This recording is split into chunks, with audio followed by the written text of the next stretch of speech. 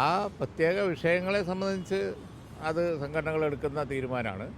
പക്ഷേ ആത്യന്തികമായി ഈ സംഘടനകളൊക്കെ SNDP ആയാലും NS ആയാലും ഒക്കെ സ്വന്തം സമുദായത്തിൻ്റെ പുരോഗതിക്ക് വേണ്ടി പ്രവർത്തിക്കുമ്പോഴും മതേതര കാഴ്ചപ്പാടോടുകൂടി മതസൗഹാർദ്ദത്തിന് ഊന്നൽ കൊടുത്ത് വളരെ സഹിഷ്ണുതയോടുകൂടി എല്ലാ വിഷയങ്ങളെയും കണ്ടുപോയ ചരിത്രമാണ് അവർക്ക് ഉള്ളത്. അപ്പോൾ അതുകൊണ്ട് തന്നെ NSS ആ കാര്യങ്ങൾ ഇതിനു മുമ്പും വ്യക്തമാക്കിയിട്ടുണ്ട്. ഞാൻ എൻ്റെ പ്രസ്താവനകൾ ഇൻ്റർവ്യൂവിലൊക്കെ അത് ചൂണ്ടിക്കാണിച്ചിരുന്നു. അവർ രാഷ്ട്രീയമായി സമദൂര കാഴ്ചപ്പാടെടുത്തു. മാത്രമല്ല എല്ലാ കാലത്തും ഒരു മതേതര കാഴ്ചപ്പാടെടുത്ത ചരിത്രവും അവർക്കുണ്ട്, ഈ സംഘടനകൾക്കൊക്കെ ഉണ്ട്. അപ്പോൾ അതുകൊണ്ട് തന്നെ അവരുടെ ചരിത്രം അതാണ്.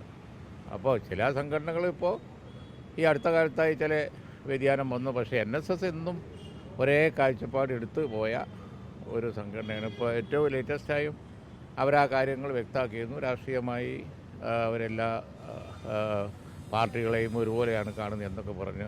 അപ്പോൾ നല്ല കാര്യങ്ങൾക്ക് വേണ്ടി സമുദായത്തിൻ്റെ പുരോഗതിക്ക് വേണ്ടി സഹിഷ്ണുതയോടെ കൂടി പ്രവർത്തിക്കുക എന്നുള്ളത് ഈ രാജ്യത്തിനാവശ്യമാണ്.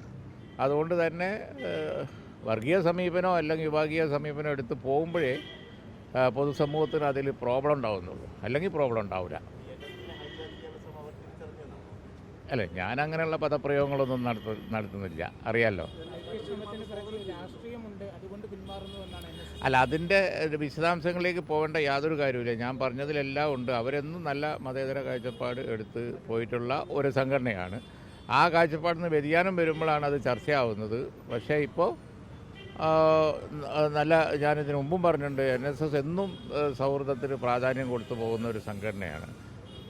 SNDP അങ്ങനെ തന്നെ ആയിരുന്നു. പക്ഷേ ചില വ്യതിയാനങ്ങളൊക്കെ വന്നപ്പോഴാണ് അത് ചർച്ചയായത്. എന്തായാലും ശരി, നല്ല കാര്യങ്ങൾക്ക് വേണ്ടി സംഘടനകളൊക്കെ പ്രവർത്തിക്കുന്നത് നല്ലത് തന്നെയാണ്.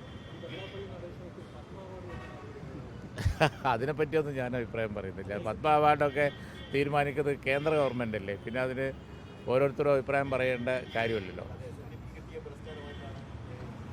അല്ല, ഞാനത് ഒരു ചർച്ചാ വിഷയമാക്കാൻ ഉദ്ദേശിക്കുന്നില്ല. കാരണം രാജ്യം നൽകുന്ന ഒരു പുരസ്കാരം, ആ പുരസ്കാരം ഒരാൾക്ക് കിട്ടിയാൽ അതിനെക്കുറിച്ച് മോശമാക്കി പറയേണ്ട കാര്യമൊന്നും എനിക്കില്ല. അത് രാജ്യം നൽകുന്ന പുരസ്കാരമല്ലേ. അപ്പോൾ ഒരാളെ രാജ്യം അംഗീകരിക്കാൻ തീരുമാനിച്ചാൽ ആദരിക്കാൻ തീരുമാനിച്ചാൽ ഞാൻ എതിരായി പറയേണ്ട കാര്യമൊന്നുമില്ല.